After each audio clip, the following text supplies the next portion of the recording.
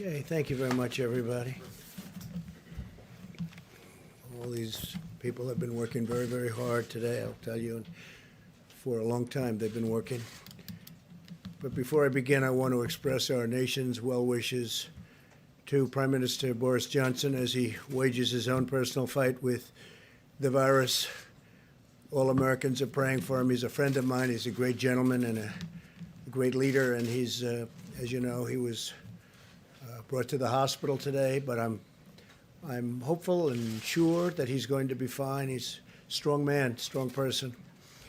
Today, every patriotic American heart beats in solidarity with the incredible people of New York and New Jersey. They've really become a very hot zone, but some very good things are happening.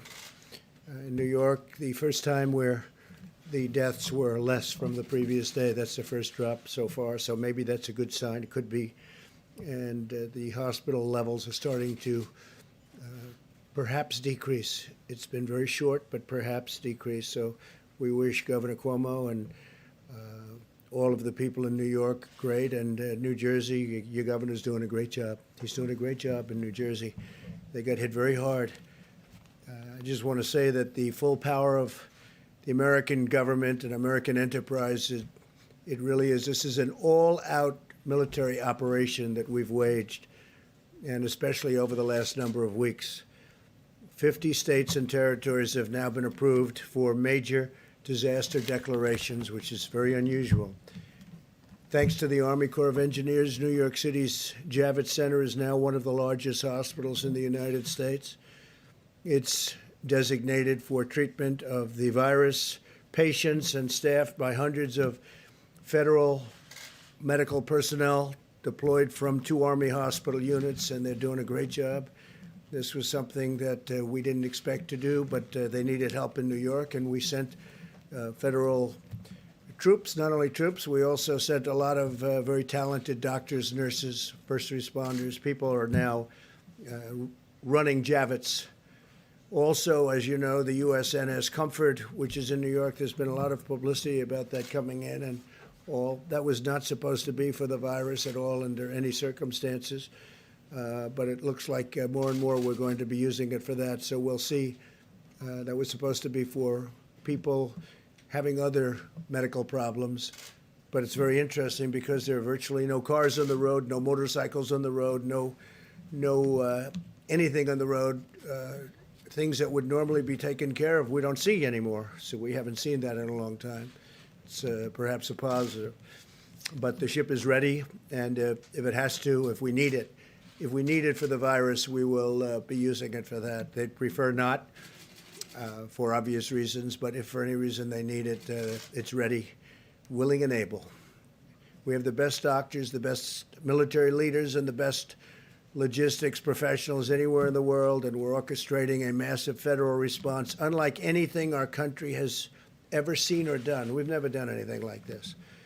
And more we're using our medical people because of the fact that jurisdiction states, in particular New York, New Jersey, the Connecticut area, Long Island now has become a hotspot, part of New York. We're sending a lot of things, a lot of supplies, and now we're sending personnel where it's needed, military personnel. As of Tuesday, we'll have deployed over 3,000 military and public health professionals to New York, New Jersey, Connecticut, and other parts of our country. 3,000, and that number's going up. And we hope we're seeing a leveling off in the hottest spots of them all. So we'll see. You'll be seeing that over the next few days. Let's see what happens. But we're prepared. In the last 7 days, FEMA has airlifted critical supplies and protective equipment from every corner of Earth. They're coming from all over the planet, including from within the United States, where the equipment isn't as necessary. Since last Sunday, cargo planes have delivered almost, listen to this, 300 million gloves, almost 8 million masks, and 3 million gowns, and many more fully loaded cargo planes are right now on the way. 3 big ones landed today.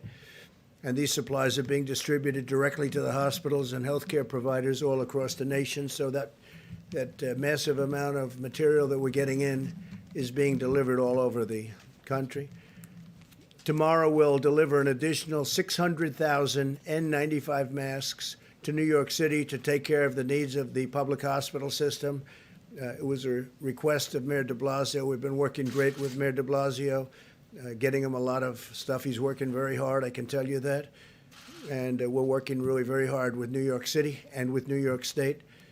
And at the request of Congressman Lee Zeldin out in Long Island, we will also be delivering another 200,000 N95 masks to Suffolk County, where they need it very badly. So we're getting that out on an emergency basis.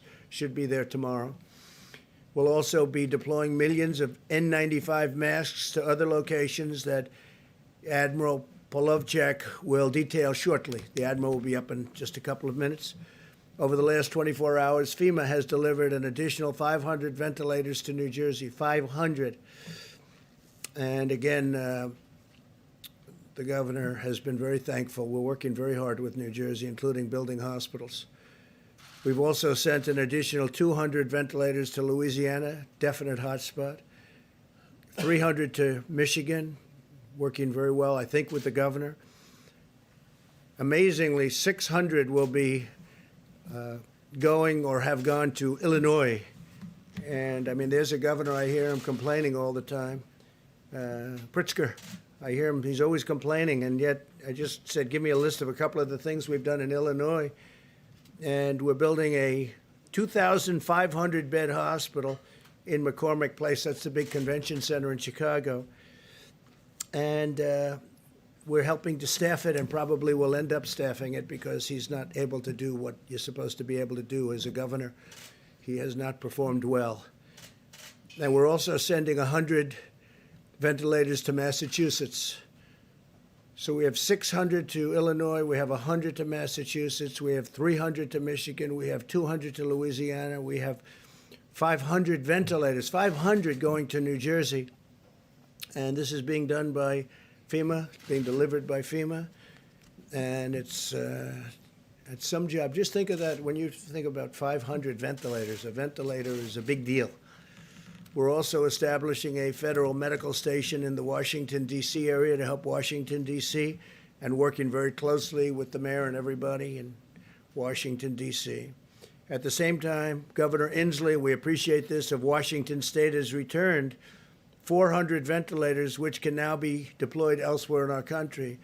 So the state of Washington's done very well. They won't be needing some of the ventilators that have been sent, about 400, that's a lot. And we appreciate that he's able to give them back. He feels confident that they are in good shape for the coming weeks until we can declare a final victory.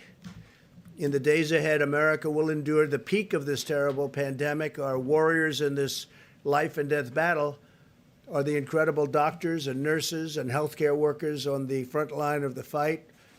We pledge to them our eternal gratitude and everlasting support. They make all of us very proud. Our country is very proud. We have people, they love our country. The world loves our country, most of it, probably all of it. They just don't say it. I can report today that the United States has now tested and gotten results of 1.67 million people. That's far more than any other country has been able to do. And you remember we inherited a broken system, so a lot of this has been developed. By Tuesday, 1,200 brand new rapid point-of-care testing kits has been produced by Abbott Laboratories, great company, and they'll be distributed to all of our public health labs. That's a 15-minute test, even less, as well as the Indian Health Service, the CDC, and the Strategic National Stockpile. So we're going to have 1,200, and on a weekly basis, we're making a lot more. They go very fast. They're very accurate tests. And other countries are wanting them, so at the right time, we'll be able to do that. But right now, we're getting them to all of ours. So we've done 1,670,000 tests. Think of that, 1,670,000 tests. And we have a great system now. We're working with the states in almost all instances, but we have a great system. And the other thing that we've bought a tremendous amount of is the hydroxychloroquine, which I think, as you know, it's a great malaria drug. It's worked unbelievably. It's a powerful drug on malaria. And there are signs that it works on this, some very strong signs. And in the meantime, it's been around a long time. It also works very powerfully on lupus. So there are some very strong, powerful signs, and we'll have to see, because, again, it's being tested now. This is a new thing that just happened to us, the invisible enemy, we call it. And if you have no signs of heart problems, the azithromycin, which will kill certain things that you don't want living within your body. It's a powerful drug. If you don't have a problem, a heart problem, we would say let your doctor think about it. But as a combination, I think they're going to be, I think there's two things that should be looked at very strongly. Now, we have purchased and we have stockpiled 29 million pills of the hydroxychloroquine, 29 million. A lot of drugstores have them by prescription, and also, and they're not expensive. We're sending them to various labs, our military, we're sending them to the hospitals, we're sending them all over. I just think it's something, you know, the expression, I've used it for certain reasons. What do you have to lose? What do you have to lose? And a lot of people are saying that when, and are taking it, if you're a doctor, a nurse, a first responder, a medical person going into hospitals, they say taking it before the fact is good, but what do you have to lose? They say take it. I'm not looking at it one way or the other, but we want to get out of this. If it does work, it would be a shame if we didn't do it early. But we have some very good signs. So that's hydroxychloroquine and azithromycin. And again, you have to go through your medical people, get the approval. But I've seen things that I sort of like. So what do I know? I'm not a doctor. I'm not a doctor, but I have common sense. The FDA feels good about it. As you know, they've approved it. They gave it a rapid approval. And the reason, because it's been out there for a long time, and they know the side effects, and they also know the potential. So based on that, we have sent it throughout the country. We have it stockpiled, about 29 million doses. 29 million doses. We have a lot of it. We hope it works. Driven by the goal of the brightest minds in science. We have the brightest minds in science, but we're driven by the goal of getting rid of this plague, getting rid of this scourge, getting rid of this virus. These brilliant minds are working on the most effective antiviral therapies and vaccines. We are working very, very hard. I have met many of the doctors that are doing it. These are doctors that are working so hard on vanquishing the virus. We strongly recommend staying at home, practicing vigorous hygiene and maintaining social distance so you're just not going to catch it. It's the most effective weapon in this war. And I will tell you, we are committing to you, we're committing to the people of our country like few administrations, few people, few professionals have ever committed before. They are working so hard. I see them before my eyes, exhausted. People that I'm dealing with every day, exhausted. They haven't left their offices. They haven't left their hospitals. We meet with them. We see them. And tremendous strides have been made. I think the vaccines, we'll have a report on that, but the vaccines, working together with other countries. We're also working with other countries, many other countries. And we all want everyone else to be first. We're very happy, but we are very far down the line on vaccines. We'll see how that all works. Johnson & Johnson's doing a great job, working very hard. A vaccine would be great. Therapy and therapeutics would be great. We'll see what happens. In the meantime, you may listen to what I said about the two drugs mentioned. My administration is rapidly implementing the largest emergency economic relief package in American history. You've seen what's been happening. Billions of dollars in small business loans have already been processed through Paycheck Protection Program. So we went out on Friday, and literally it's become so popular. It's been worked with the banks. They get it to the small business. And it's all about employment. It's all about jobs. We want you to keep your jobs. Give small business funding to keep the workers on the payroll. And we're sending direct cash payments to millions of Americans and rushing aid to the hardest hit industries. We're saving industries. We will be, you'll be seeing it. And if we do more, we're going to do more, and we're going to try and get directly to people that are hit so hard. But we're going to take care of our workers. We're going to take care of our citizens. We're going to take care of our small businesses. We're going to take care of our large businesses, the airplane industry, the airline industry, a lot of great industries that we have that are in trouble because of what took place over the last short period of time. These are industries that were doing better, for the most part, doing better than ever. The airlines were doing great. Oil was doing great, oil and gas, and the energy industry was doing phenomenally well and got hit like nobody's ever been hit before. Just about like no industry's ever been hit before. There's never been anything like this. But we see light at the end of the tunnel. Things are happening. Things are happening. We're starting to see light at the end of the tunnel.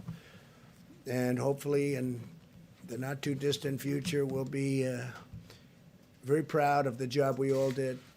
Can never be happy when so many people are dying, but we're going to be very proud of the job we did to keep the death down to an absolute minimum, the least that could have happened with this terrible, terrible virus. In closing, I also want to note today is Palm Sunday and the beginning of Holy Week for Christians in America and all around the world.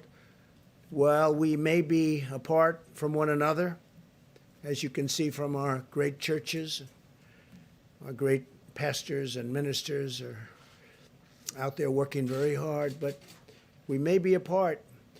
We can use this time to turn to reflection and prayer and our own personal relationship with God. I would ask that all Americans pray for the heroic doctors and nurses, for the truck drivers and grocery store workers, and for everyone fighting this battle. I had mentioned yesterday where I see the nurses rushing into hospitals, and they're putting on their outfits and they're putting on their masks and goggles in some cases. They're rushing into war. They're rushing into war. And I see people from apartment houses screaming and shouting and singing their praises. It's an incredible thing. They're warriors. These doctors and nurses, they're running into buildings and they're literally putting it on as the doors are opening. They're putting all their stuff in, running inside. And they're running inside to tremendous danger.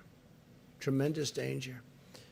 But most of all, I'd like to ask for your prayers for the families who have lost loved ones. Ask God to comfort them in their hour of grief. It's a great hour of grief for our nation, for the world. This morning, I was talking 151. For 4 days, I said 151. 151 countries. This morning, it's 182 countries.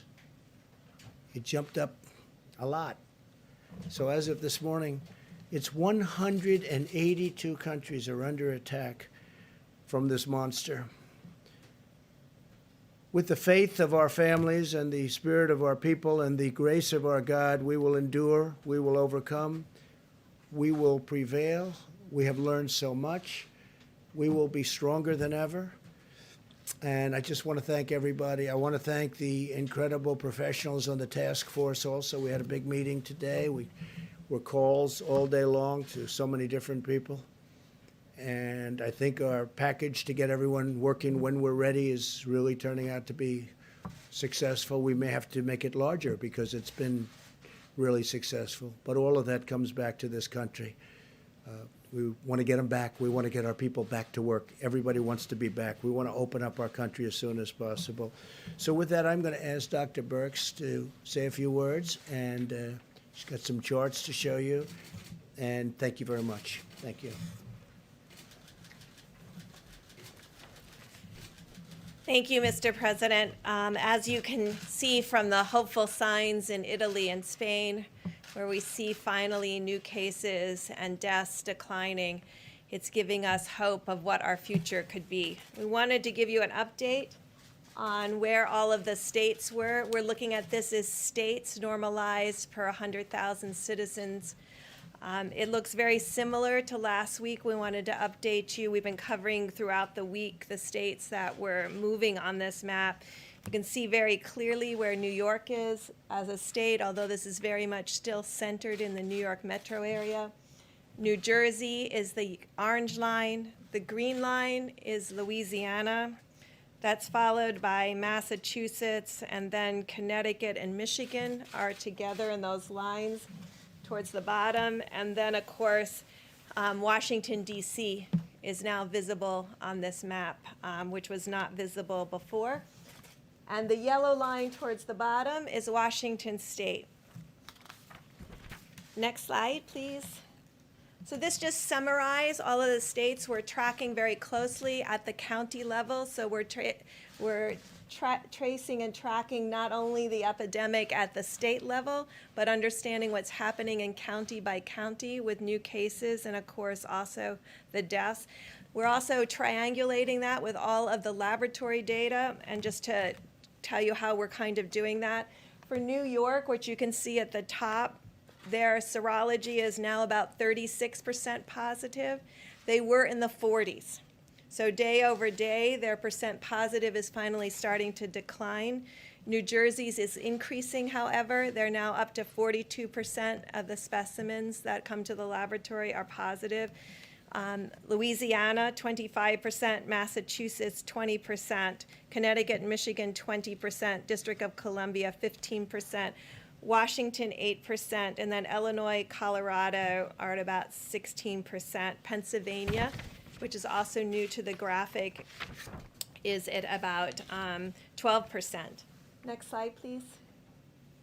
So if we could go back one, I'm sorry, we go back one slide, one more. All of the states here, those are 38 of the states. 38 of our states have less than 50 cases per 100,000. They are testing. Their laboratory results are consistent with that. Their seropositivity rate for their laboratories are less than 5%. So this is how we're tracking and triangulating both case reporting, mortality or fatalities, and also triangulating that with the laboratory. The New York metro area, New Jersey, Louisiana, and a series, and Washington State have all tested at a rate greater than Italy and Spain. I know many of you were tracking that. Remember, many of us, we pushed out a lot of those assays at the beginning over the last 2 to 3 weeks, and I want to just thank Admiral Giroir and HHS, who's been working very closely to make sure that the states that were having an outbreak had access to all of their assays. Next slide, please. And then next one.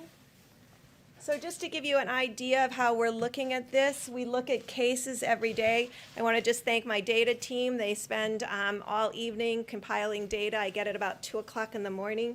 And it looks at all of these metro areas by their granular counties, so we can see the counties that have new cases. That also helps us identify the hospitals and understand what hospitals will need ventilators or PPE. So this is the Detroit area. It's Oakland and Detroit, Wayne County. Next slide. We also track mortality. It gives us insight into how many clients are in the ICU and need care. We want to make sure that we're meeting the needs both on cases and really appreciating the frontline healthcare workers that are really saving many people's lives. Next slide. This just gives you an idea from New Orleans. We are now also tracking St. John the Baptist Parish also, but this would be New Orleans and Jefferson County, and really tracking those on a case-by-case basis to look for changes over time.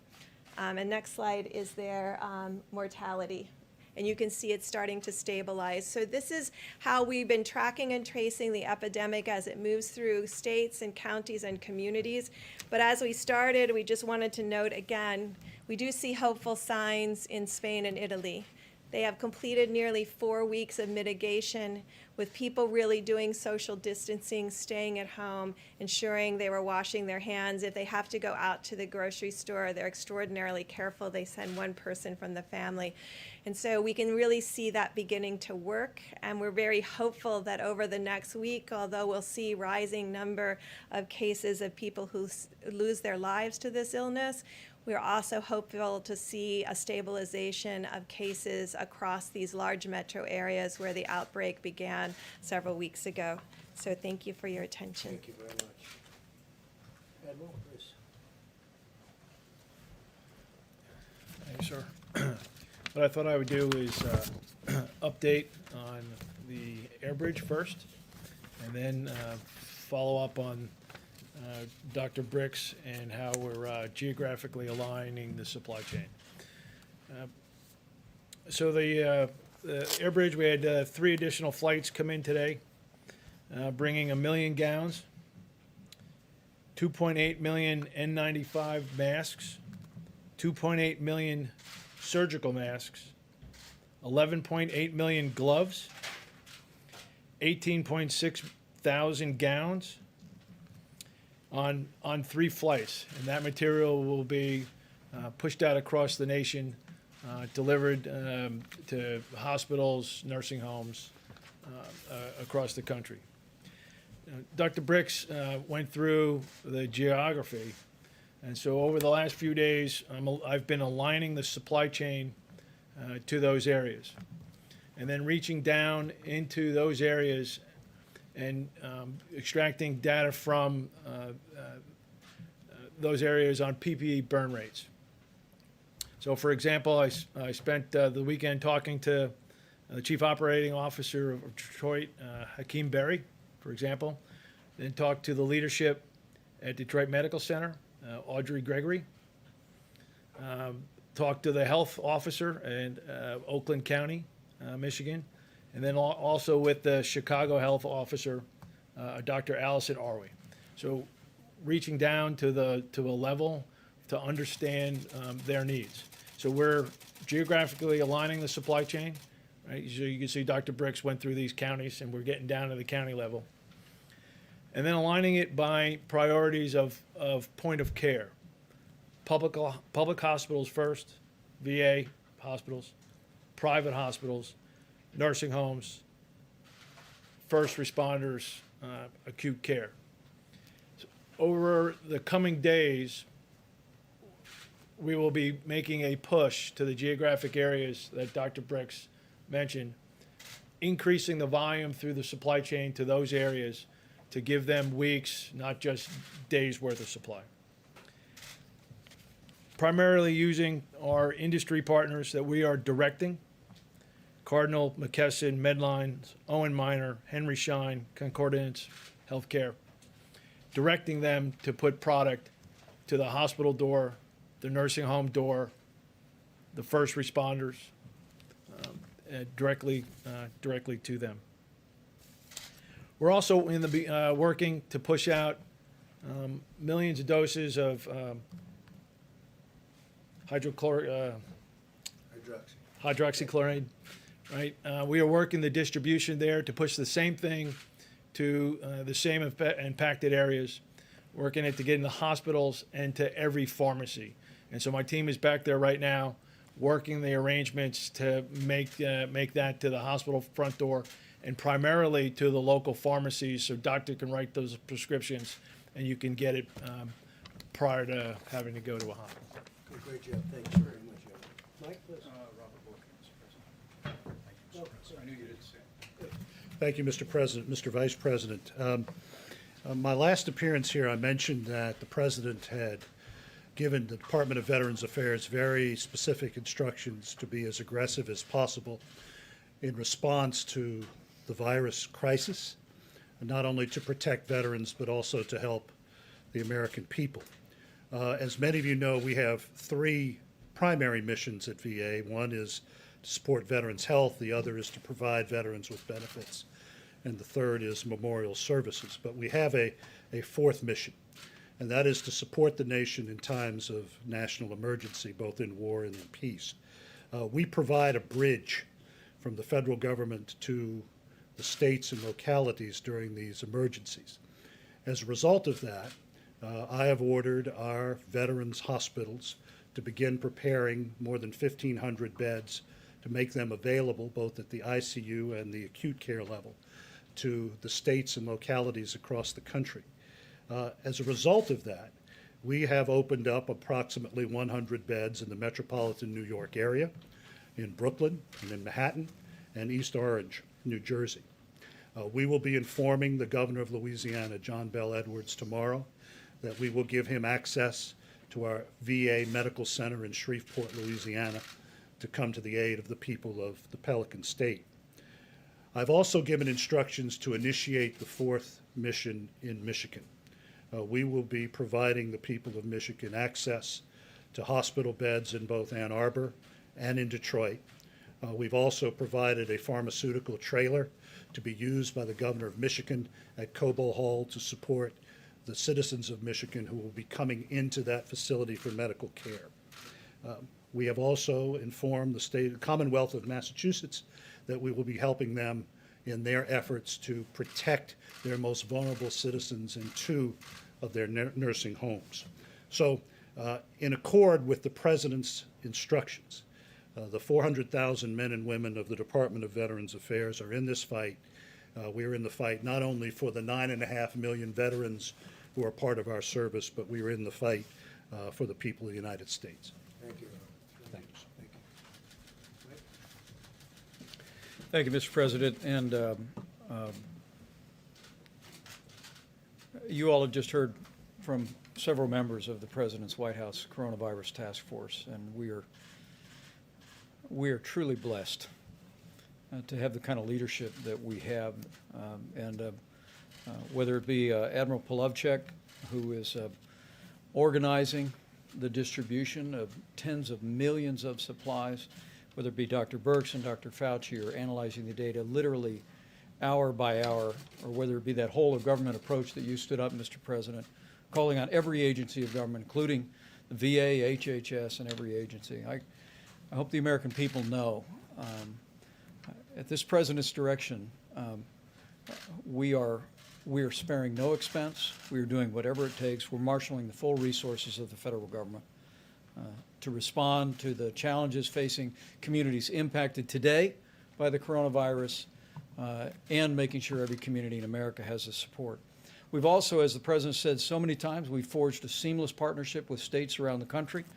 As the President just reflected, by this Tuesday, with another 840 military medical personnel arriving in New York City, there will be some 3,000 Department of Defense and HHS personnel on the ground to supplement and to provide relief to healthcare workers, really at the epicenter of the coronavirus in the New York City area.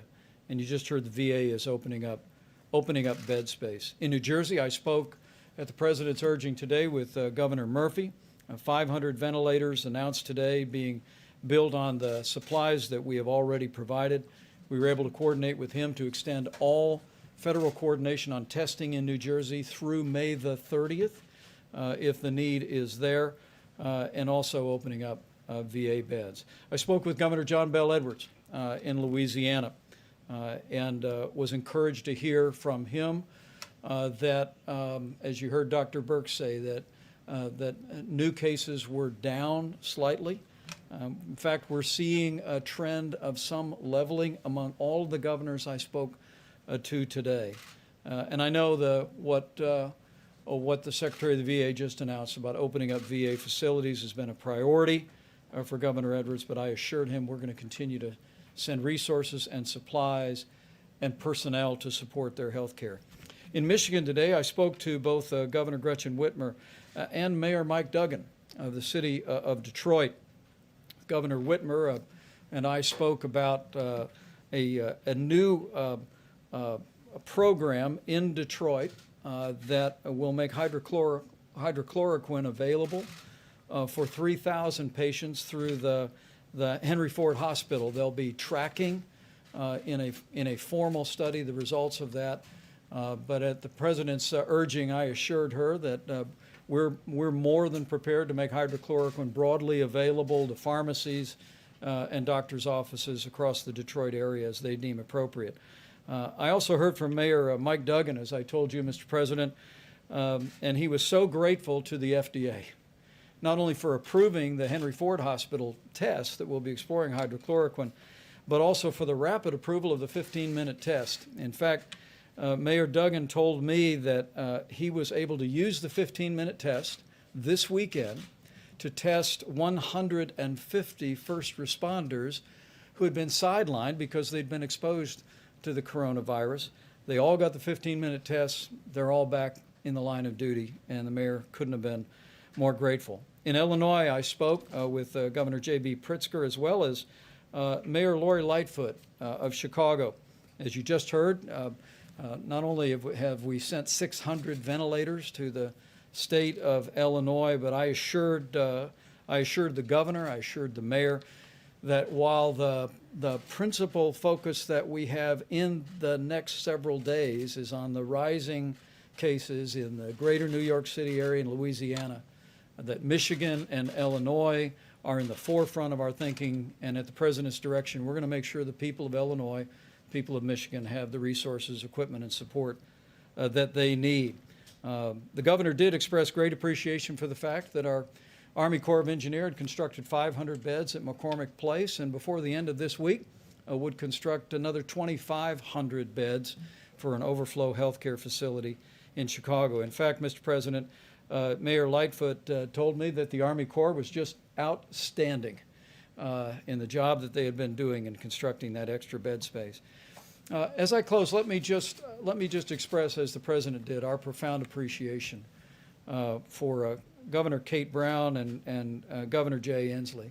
The state of Oregon and the state of Washington are leading by example. Oregon sent 140 ventilators to New York City. They looked at their circumstances and concluded that they could spare those at the point of the need. And because of the low and steady numbers in Washington State and in California, Governor Inslee today announced that they were sending 400 ventilators back to the Strategic National Stockpile, and those will be deployed at the point of the need. You know, not only are California and Washington State low and steady, but frankly, as I talk to governors and mayors today, I want to say to the American people that we are beginning to see the glimmers of progress. The experts will tell me not to jump to any conclusions, and I'm not, but like your president, I'm an optimistic person and I'm hopeful. And the truth is we're starting to see cases and, most importantly, losses and hospitalizations begin to stabilize. But make no mistake about it, I want to say to the American people, if that holds, if that's happening, it's because of what all of you are doing. It's because the American people are putting into practice the coronavirus guidelines for America. You're listening to your state and local officials. You're practicing social distancing. You're using drive-thrus instead of going into restaurants. And so on behalf of your president and all of us, working really at every level, I just want to say thank you, America. Thank you for responding. Thank you for putting other people's lives in the forefront of your thinking, putting it again over and above your own inconvenience and difficulty. Because of your efforts, there is, as the President just said, light at the end of the tunnel. And I'm absolutely convinced with the continued cooperation, patience, persistence, and prayers of the American people, we'll get through this. And we'll get through this a lot sooner than we first thought it would take. Thank you. Mike, very much. Thank you. Mr. President. Go ahead. Yeah, Mr. President, if we could start with the Admiral, if that's right for you, sir. I wanted to ask you about the air gap flights, sir. There were the two flights that came through, the three flights, where did they come from, sir? They came from Asia. Asia, okay. And then you were mentioning all these supplies being dropped off, the masks, the gowns, the hydrochloroquine. How are you guys making sure that there's not a run on these products? You know, you drop them off at Hospital A and that people just don't rush and go grab every mask, gown. And then a question for you, sir, after that. And so it's going to the loading dock, and there's an invoice. And so those people that are responsible for that loading dock and that invoice, they're going to make sure that there's not going to be a You're run not on the worried about back. a run on any of these. Okay. Thank you, sir. I appreciate that. Mr. President, first, did you have a We chance? do get orders for a lot more than sometimes we think an area needs. Generally speaking, we like to either negotiate that down or give it to them as they want. So we've had a lot of orders that we think are high, but we generally like, if we have, for instance, with the medicines and with other things, we like to give it to them. Every day we're building up and building it up very rapidly and deploying it. But we do get orders from some of these states where we don't think they need it. We try and get it for them what they want anyway. Okay, go ahead. And then, you mentioned the Prime Minister off the top. Have you had a chance Yes. to speak to him today, sir? I didn't speak to him, no. I did get a call from the ambassador. And, hey, it's a big move going to the hospital. That's a big thing. He's a great gentleman, so I just hope he's okay. And then also, you mentioned the nurses, the doctors, the people that you Yes. see celebrating. Sorry, the people that are gearing up and getting ready, the people that are applauding and celebrating him.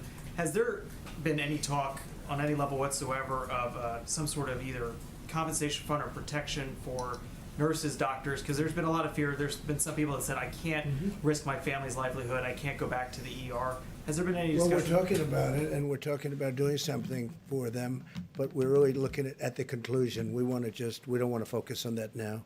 They're incredible. They're not saying we're not doing it. They go in with good equipment, with great equipment, and with stuff that's not so good. And sometimes they catch it wearing the best stuff you can buy, brand new, the best stuff. This is a very tough enemy. But these are amazing people. No, we are talking about something, but we're really thinking about, let's get it finished first before we do that, please. The Surgeon General this morning was talking about the coming week being among the hardest and saddest weeks of our lives. He was talking about this being our Pearl Harbor, our 9/11 moment. You all are talking about glimmers of hope and stabilization. How are the American people supposed to bridge those different descriptions that they're getting from this I administration? don't think they're so different. I think we all know that we have to reach a certain point, and that point is going to be a horrific point in terms of death, but it's also a point at which things are going to start changing. We're getting very close to that level right now, and the next week and a half, 2 weeks are going to be, I think they're going to be very difficult. At the same time, we understand what they represent and what that time represents, and hopefully we can get this over with, because this is a very horrible thing for the world. And look, we're one country out of 182 now that have 182 countries. I have a friend of mine said he didn't know we had so many countries in the world. 182 countries are now affected by this. So we want to get it over with. Okay, please. Those numbers, sir, could I just ask one follow-up Yes. on those numbers that you were talking about earlier? How does that change the projections that you were making earlier this week of 100 to 1,000 Well, to 240? we hope we can stay under those numbers. Those are numbers of death, and we hope we can stay under those numbers. That would be terrific, and as far under those numbers as possible. Now, if we did nothing, you know that number too. But the American people really stepped up. So did the professionals. They just really stepped up. So we're hoping to stay under those numbers. And that means the minimum and the maximum, but we're hoping to stay under the minimum number. You know what that number was. Right, but do the numbers that you were talking about today, have they changed those projections? I would say the answer is yes, but I would also say that we're not going to know really in terms of a final toll until we get out to the end. And we're possibly not so far away. We're getting closer. But it's our goal to stay as far under that minimum number, the minimum number as possible, okay? That's what we want to do. Go ahead. Mr. President, as President of the United States, your words carry enormous weight in this country and around the world. And while you acknowledge you're not a physician, you do promote these medicines extensively here. How do you not go so far as to be giving medical advice And you said yesterday you might take some of these medicines even though you don't have symptoms. Are you still planning to do that? And how do you calibrate being enthusiastic Yeah. and not playing doctor? Because I want people to live, and I'm seeing people dying. And I've seen people that are going to die without it. And you know the expression, when that's happening, they should do it. What really do we have to lose? We also have, this medicine's been tested for many years for malaria and for lupus, so it's been out there. So it's a very strong, powerful medicine, but it doesn't kill people. We have some very good results and some very good tests. You've seen the same test that I have. In France, they had a very good test. They're continuing. But we don't have time to go and say, gee, let's take a couple of years and test it out, and let's go and test with the test tubes and the laboratories. We don't have time. I'd love to do that. But we have people dying today. As we speak, there are people dying. If it works, that'd be great. If it doesn't work, we know for many years, malaria, it's incredible what it's done for malaria. It's incredible what it's done for lupus, but it doesn't kill people. That's one of the things with a vaccine. When we have a vaccine, we have to do tests, because when you inject that vaccine, when they take whatever it is they have to take, we have to make sure it doesn't have a horrible impact, destroy somebody. Could. So we have to test it for a long period of time. This one, not so much, because it's been out there. Now, I'm not acting as a doctor. I'm saying do what you want, but there are some good signs. You've read the signs. I've read the signs. With the other one, there's some very good signs also. Different, going together works very well, but there may be an indication that if you have a problem with your heart, you shouldn't take what we call the Z-Pack. You shouldn't take it, and that's okay.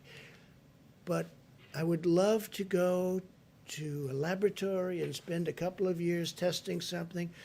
We don't have time. We don't have 2 hours, because there are people dying right now.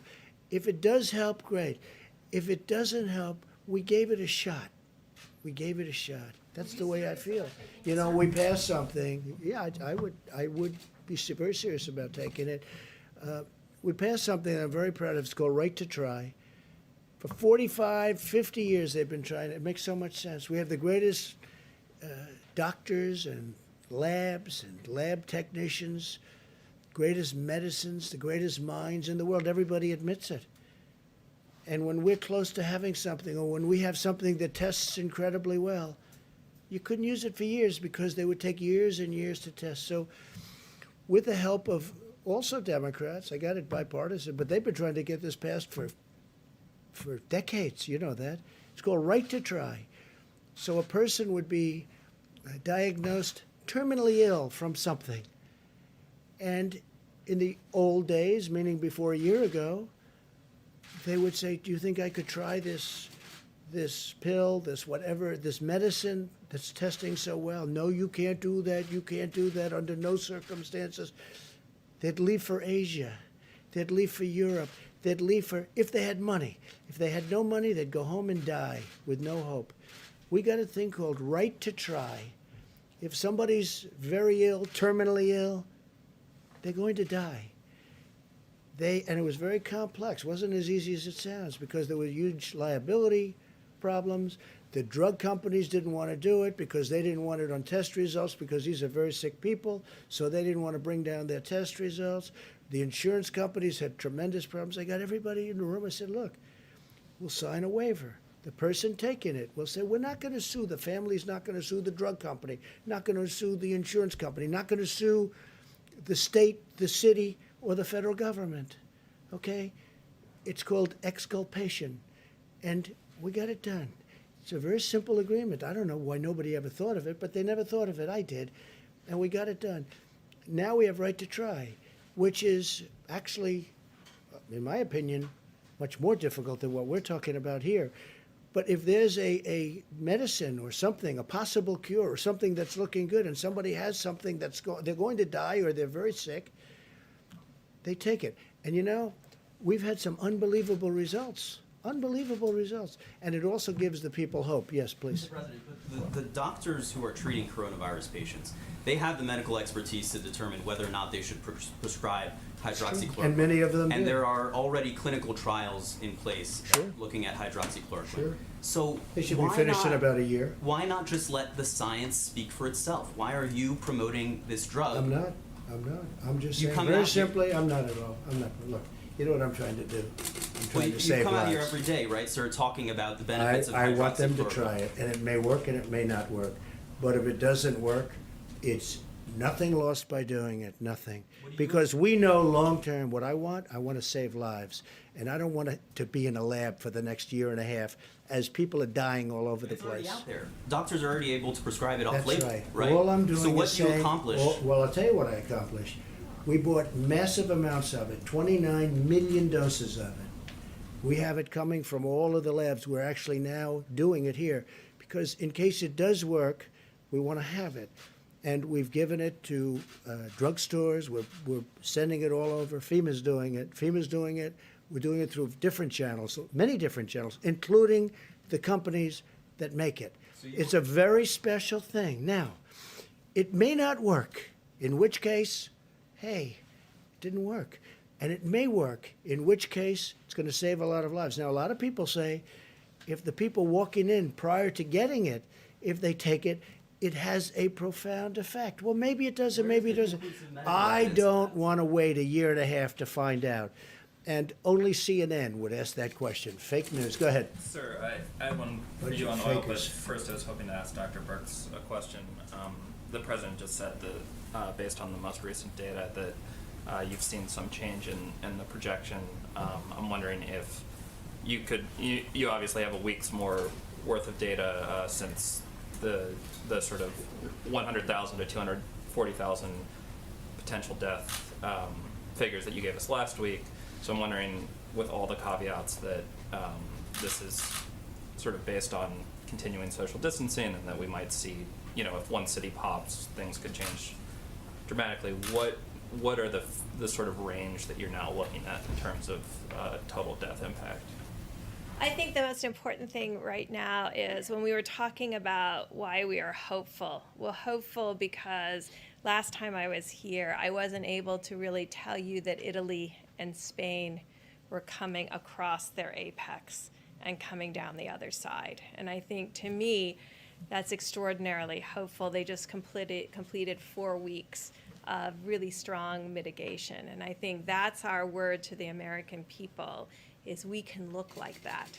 2 other countries look like that now. 2 other countries with a very similar experience to our experience, with higher case numbers and higher mortality.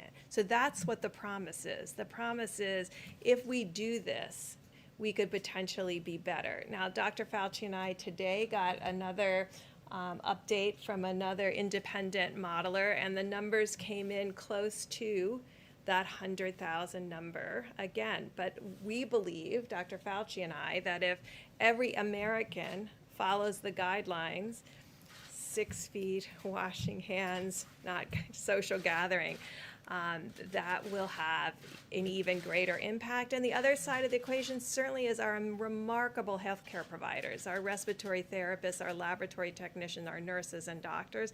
They're saving lives every day. And so that changes the number too. I also think that Dr. Fauci and Dr. Birx are very impressed with the American people. And I'm not going to put words in anybody's mouth. I would never do that. But I am, and I will say that they are doing maybe a better job than we all thought even possible. When you look at streets in New York where there's nobody on the street, no cars, no nothing, I see it. I've seen those streets for a long time, and they're packed all the time. And now you see there's nobody. You look at other places, you look at what's going on in California, where they're doing a fantastic job. They really are. The governor's doing great. I'm proud of them. Proud of a lot of people. Proud of a lot of people on the other side, a lot of people. I'm really delighted to work with people that, frankly, on other issues, I didn't get along so well with. We disagree on this or that. We don't have to go into that now. But we're getting along with a lot of people. And they're happy with us, we're happy with them. But I really believe that the American people are doing a better job than anybody would have thought even possible.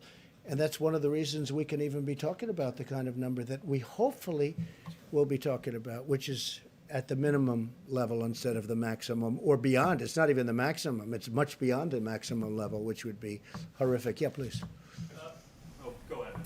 Mr. President, Please. Secretary Esper mentioned the Department of Defense might be moving in the direction of using face coverings. Former Vice President Biden had mentioned that he was going to be using a mask whenever he goes out now. Are we getting to a point where we might see members of the coronavirus task force also wear face coverings? Well, it was voluntary as I saw it yesterday. And certainly if they'd want to, I would encourage it. I would have absolutely no problem with that if they wanted. We had a long meeting today. There's good separation. But the task force meets, and I would certainly have absolutely no problem if they wanted to. I think, frankly, it's something, at least for a period of time, where it might be advisable. And, you know, it's advisory, and we'll see what happens. Yes, please. Thank you, Mr. President. On Project Airbridge, we've seen reports that Chinese shipments of testing kits and PPE have turned out to be faulty to some capacity. We obviously don't have oversight. Not here. No, not here. No, but to Spain in particular. Well, you've seen in Spain, and you've seen it different. They're not sending faulty things to us. So we're not concerned that any of the No, PPE we test we're it, we importing look is at it, effective. we check it out. Please. So one of the things we're doing to prevent that is using those 6 companies that are the ones in the major supply chain.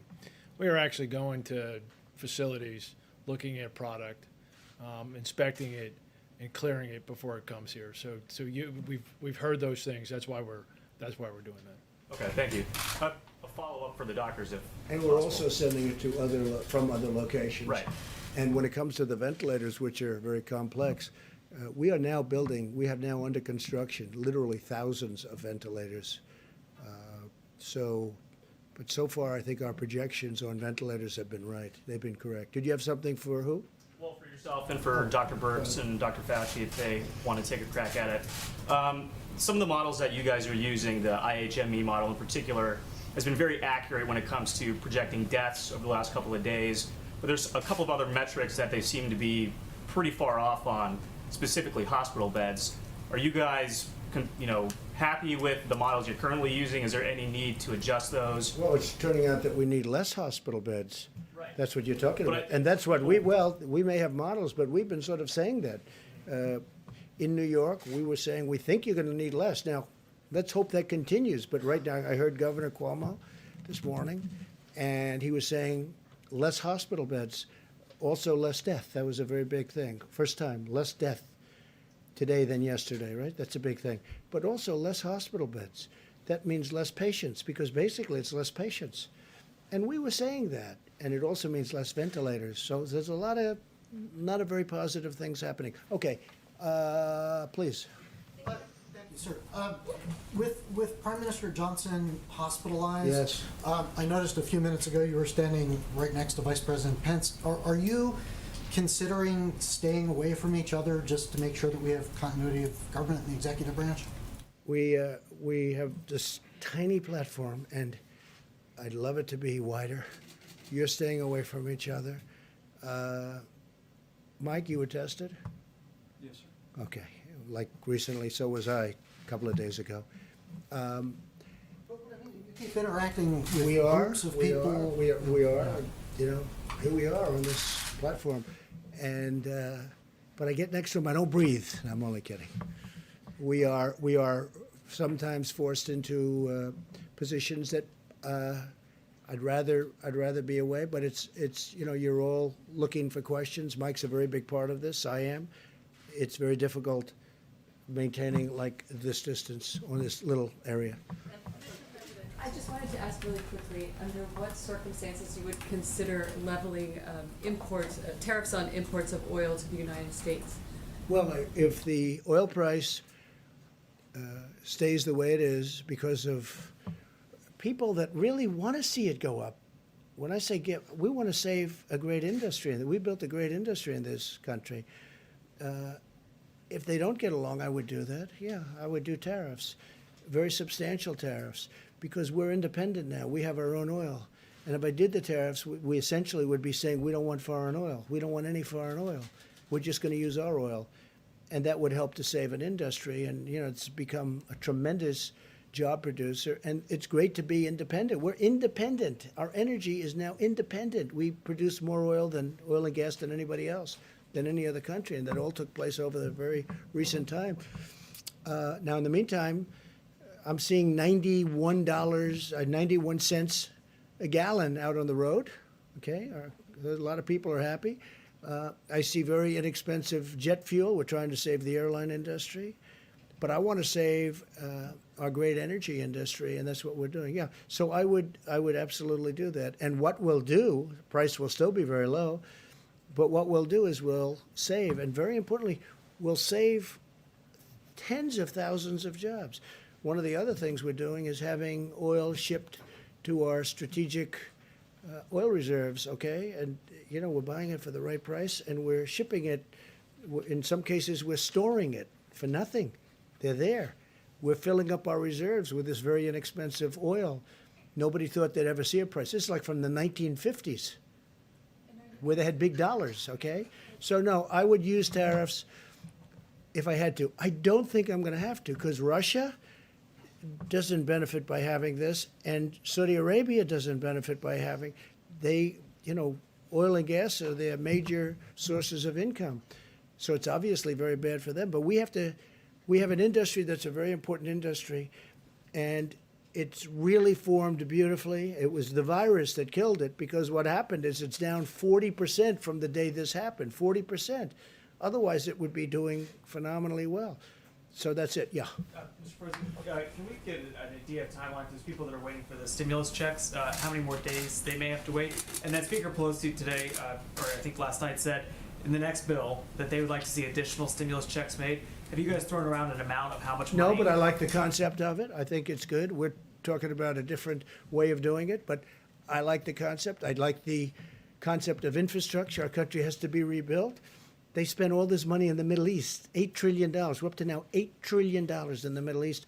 We got to rebuild our country, okay? We have to rebuild our roads and our schools, our bridges. We have to rebuild our country. So I like an infrastructure bill. I also like money going directly to people. It's not their fault that this happened. And I do think this, especially the faster we can get it open, our country. Can you believe we're talking about our country, getting our country open? The faster we get it open, the bigger the boom, the bigger the rocket ship going up. I think it has a chance to go really quickly, relatively quickly. I'd like to see very quickly, but we'll see. But part of the stimulus and part of what we're doing, that will help it. And the nice part is we're paying practically zero interest rates. You know, we're paying very little. It's one of the reasons I like the infrastructure bill, because we're borrowing, we have a strong dollar.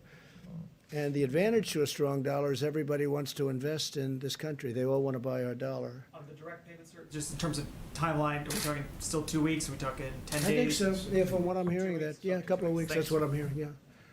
Please. Sir, I wanted to follow up on the hydroxy question.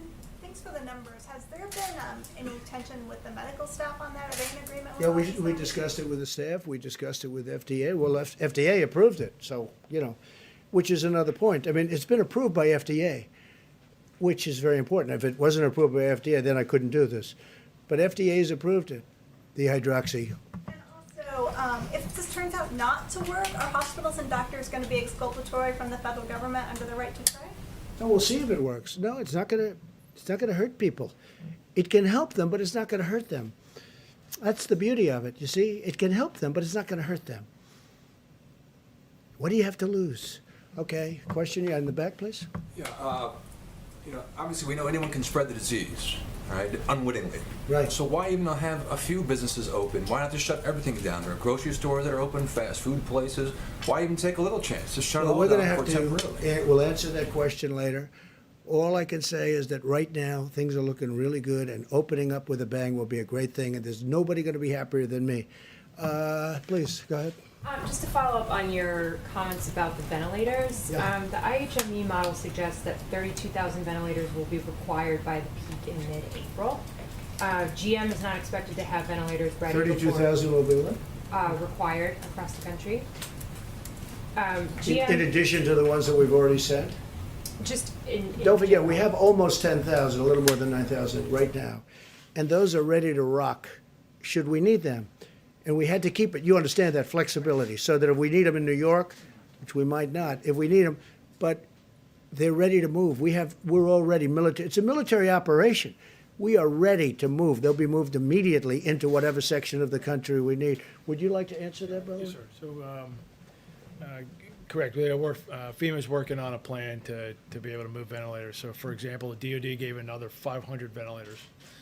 They're on the move, being staged at Fort Dix to be able to rapidly deploy them to locations. And to include, you heard the president mention states giving to states, things like that. So there's the ventilators that aren't in use that conceivably we could rapidly move as well. Right. But you mentioned that there were thousands that are currently being made. Yes. So I just wondered if there was any update with GM and Ford, just because. No, but they're not going to be long. They've started, GM, Ford. We have 11 companies, approximately 11 companies building them. And we're going to have a stockpile for future. Hopefully we never have to use them. They should have. The hospitals, the states should have bought a stockpile. They didn't do that. So we've made up for it. But if we have extras, other countries need them. I mean, you see, UK needs them badly, France needs them badly, Italy needs them badly. They need them. So it's complicated. It's a big piece of equipment. It's expensive. And we'll be able to help other countries after we take care of our needs. Yes, please, go ahead. Yeah, thank you, sir. On infrastructure spending, as you have I remarked. actually chose you, but that's I'm okay. sorry. Let him go. That's all right. Go ahead. On infrastructure, you've remarked about how empty the roads are. Is there any way to speed up infrastructure? I mean, the Beltway in Washington, it takes forever to do any road repairs because of all the No, I traffic. know, and because they don't do construction techniques that work and that are better. I mean, I see a highway, and which is what I do. I do construction, what I did. I see a highway. That's good, but it's got a bad top. And it's got a big base, concrete base underneath. And I'll see them come in. I don't want to say where, but I could tell you, I could give you plenty of examples. And they rip the hell out of it. They take out the base. They take out everything. Now they pour a new base that isn't as good, isn't as deep, isn't as thick. The concrete base was fantastic. The footing, it takes forever. Wait a minute. Yeah, It takes forever. And instead of scraping out the asphalt or whatever may be the top, scraping it off and putting the new asphalt down, putting the new median in, they could have done it. And then they open the highway and it starts to crack. The reason is because it hasn't been set. And they spend 10, 15, 20 times more money than they have to. I never believe when I watch these people doing highways and doing roadways and doing work, how they take the most expensive solution and the bottom line, the job itself is far worse. What I'm getting at is taking advantage of the fact that so many people are staying at home, not on the roads. Is there a way to do it more cheaply? But hopefully they're not going to be staying at home for long. Hopefully this will be out and we're not going to have that kind of time. If we have that kind of time, we made a big mistake. Please, go ahead. How many rapid tests has the federal government already deployed across the country, and which regions have received those tests? Who has that information? Go ahead, Mike. The 15-minute test has really been a breakthrough. I reflected on the progress that they've made in Detroit to put first responders back on duty with the Abbott Laboratories test. Abbott Laboratories started last Tuesday producing about 50,000 tests a day. And I'm informed that there are about 18,000 of these machines already all across the country. I mean, they're actually the same machines that you use to get a strep test quickly when you go to the doctor. But now Abbott is surging these new 15-minute coronavirus tests out to healthcare professionals and healthcare facilities around the country. In addition, as the president said, FEMA has purchased 1,200 of these devices. We're distributing them to all 50 states and the Indian healthcare system. And then we'll be distributing the tests. Dr. Burks, is there anything to add further on that? Okay, further. They've already received these tests? Let me ask Admiral Polovchik about the 1,200 devices. I didn't hear the question. Have they received the 1,200 or what's the timetable? I believe they're on the shelf at Abbott, a good majority of them. Tuesday they go out. Right, yes, sir. So I don't have the exact numbers. I think there is some manufacturing in there, but They go out large Tuesday. balance of them are on the shelf. Some have gone out, by the way, but the big bulk of them go out on Tuesday. Yeah, please. In some of these previous briefings, you referred to the federal government as the backup. Today, there's definitely a different approach here, I think, with No. the distribution. You know, the sense of it in listening to your presentation today is that you are embracing taking a leader role for distribution. Is Well, there a change? No, there's not a change, but we're supposed to be the backup. But like in Illinois, the governor couldn't do his job. So we had to help him. We're sending 600 ventilators. We're building a hospital in McCormick Place. We're doing, so we have some people that we're not able to do. We have other people that needed a little help. We had, in New York, we had to give a lot of help, but we've worked very well with Governor Cuomo and with Mayor de Blasio. But no, we are meant to be the backup, but we've taken on a much bigger role than that, and that's okay. I have no objection to it. Now, in some cases, it's worked so well where they're actually now seeing they think they're over the big problem, and they're actually calling us and they're saying, you can take your equipment back now. But we're really deployed as a backup, but I feel we're much more than that. They've done a much better job. I will say this. I don't think that the people that have represented this country, the federal government, whether it's the admiral and the generals and all of the people that we call to the fore, they're heroes for what they've done. What they've been able to do in a short period of time, they took a system that was broken, just like we did the military. Our military was broken. Our military was depleted. It was broken, and we've rebuilt our military. We've rebuilt this whole system, too. And in a way, Kelly, I appreciate your question because, you know, you're hearing all of the things that we're, the millions of masks, the hundreds of thousands of gowns, and they're surgical, you know, they're protective gowns at the highest level. We're getting it to the various states. And most of the governors are very happy. Now, a lot of times, you know, it's politics. Maybe I do the same thing, I don't know, but they'll try and act not so happy. I will tell you, when I speak to them or when Vice President speaks to them, they're singing the praises of all of these people. So I always take umbrage when somebody says something about what we've done. Now, to do this should have taken, to do what we've been able to do and to build it to a level, should have taken a year, should have taken 2 years. They did it in a matter of weeks. And we're helping states. No, it's them. As an example, New York had the right to buy 16,000 ventilators. They could have bought them. They didn't. I understand why they didn't. It was a very expensive purchase, you know, very expensive, and that's a lot, 16,000. And they chose to do something else with their money. I understand that. The problem is when something like this comes along, which you don't expect. Look, 1917, that's a long time ago. Perhaps 100 million people died. That's a long time ago. So people don't think it's going to happen. I would have, frankly, I mean, did anybody in this room think a thing like this could happen? But it happened. And we built up a force. This is a military operation, as it turned out. It really is, with FEMA, with the Army Corps of Engineers. I mean, Army Corps of Engineers, and you were very gracious on that point. The Army Corps of Engineers building 2,500 units of beds and everything else. Now, and then Governor Cuomo called, and he wanted it to go COVID, meaning for the problem. And we said, well, it wasn't supposed to be that way, but we want to get it done. And we moved military personnel, so now military personnel are operating it. And I'll tell you what's good. It hasn't been very full. That's a good thing, not a bad thing. It hasn't been. Now, maybe over the next week something will happen. But it hasn't been. But we have, because it's better than the other alternative where we run out. But they built actually 2,900 beds. And we have also, we built 4 medical centers in New York. We built 4 hospitals, 4 medical centers, and a lot more than that. It's such an honor to have done it.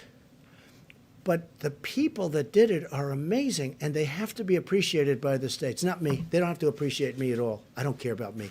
They have to appreciate the generals, the admirals, the doctors, the nurses. I mean, we're bringing now 3,000 people in that are medical professionals that are coming from all over the country to help New York City, help New York State, and help many other places. I just think it's incredible what they've done, and I don't think that they've been appreciated. Me, you can forget about. Me, you can forget. Yeah, I actually mean it. They have to be appreciated. Go in the back, please. That you see in the lights at the end of the tunnel. And yesterday you said... I do. Yeah, I see sure. light at the end of the tunnel. If I didn't, yes. I would not be very thrilled with what we've done. No, I see light at the end of the tunnel. I think indications are some of the numbers coming out today. I think, we had a very good meeting today. We're seeing things that we don't even report because we think it's too early to report. No, I think, we're seeing things happen that are very good. And we also know, all of us, including the medical professionals, that we have to open our country up. We have to get going. We have to open our country up. No country was designed for this, where you close it. We're in the midst of the greatest economic boom in history for any country. Our country had the greatest economic boom in history. We had the most people working that we've ever had, almost 160 million people. And then from 160 million, they want nobody to leave their house. You could use the term cold turkey, right? That's called cold turkey. A country's not designed, this country is not designed for that. We have to get our country back. And I think it's going to come back, and I hope it's going to come back very quickly. Sir, Since Yeah, yesterday... please, go ahead. Sir, the First Lady has been tweeting, encouraging people to wear face masks. That's good. Has she been No, talking she to you feels that about way. this, encouraging you to wear one? She feels that I would wear one. I mean, I just generally am not in a, would you like me to wear one right now and answering your question? That would be a little awkward, I guess. But no, I mean, I would wear one if I thought it was important. She thinks, she likes the idea of wearing it. Yeah, she does. A lot of people do. Again, it's a recommendation, and I understand that recommendation, and I'm okay with it. What about your family in New York? Are they going to be wearing them? Are you encouraging them to wear them? Wouldn't be surprised. Can we hear from Dr. Fauci, Mr. President? Sure. What would you like to know? If we're going into this most difficult of times, how can the American people sort of emotionally prepare for that? And while the president is talking and is eager to see the country reopen, how do we balance the mitigating factors that still need to take place before we get to that point? Doctor. And by the way, he'd like to see the company open too. I mean, he's called an American who loves our country.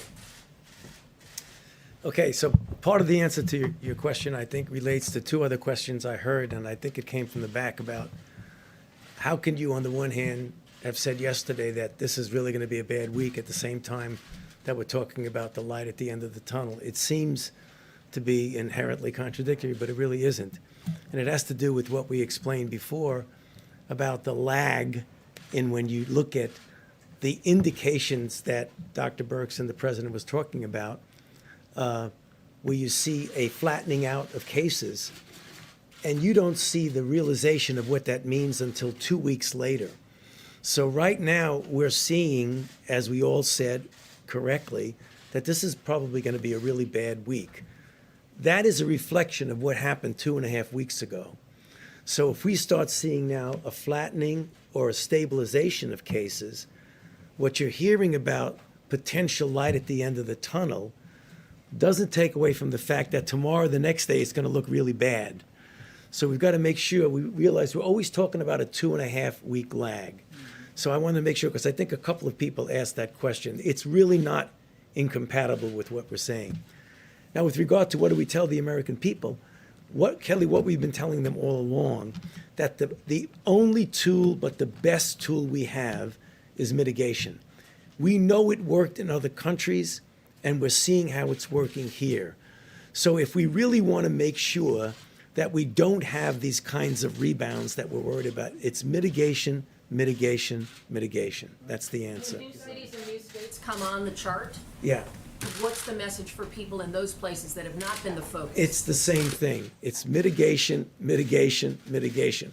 In fact, is the famous vice president chart is that this is the minimal of what we should be doing. You know, everyone should be doing that. And everything on here, one way or the other, points to physical separation. Whether it's no crowds, whether it's 6 feet, whether it's staying away from theaters and restaurants or what have you. And churches and places. Exactly. Doctor, are you worried at all about people becoming complacent, though? Are you worried? I mean, because a couple of days of this, I think people are about ready to go nuts staying in their house. And I'm just curious, are you worried at all that after 7 days from now, people are going to say, "Look, I gave it my best shot, but I got to get out"? I mean, You know, I wouldn't say I'm worried about it because I don't think it's going to happen. I mean, from what I've seen, and I mentioned it the other day, my own experience, is that people really understand the responsibility that they have for themselves, for their family, and for the country. So this is about all of us. This isn't just about us. Because if everybody does their part, you are going to not have those kind of rebounds that we're worried about. Dr. Fauci, how many additional asymptomatic cases do you think there are currently in the United States? There's 330,000 more confirmed cases. How many asymptomatic, given what we've learned? You know, we don't know, and even among us, good friends that we are, we differ about that. I mean, it's somewhere between 25 and 50%. Yeah, in other words, about the people that are out there, yeah. And trust me, that is a estimate. I don't have any scientific data yet to say that. You know when we'll get the scientific data? When we get those antibody tests out there and we really know what the penetrance is. Then we can answer the questions in a scientifically sound way. Right now, we're just guessing. And would you also And we've made great progress with the antibody testing. Fantastic progress. And would you also weigh in on this issue of hydroxychloroquine?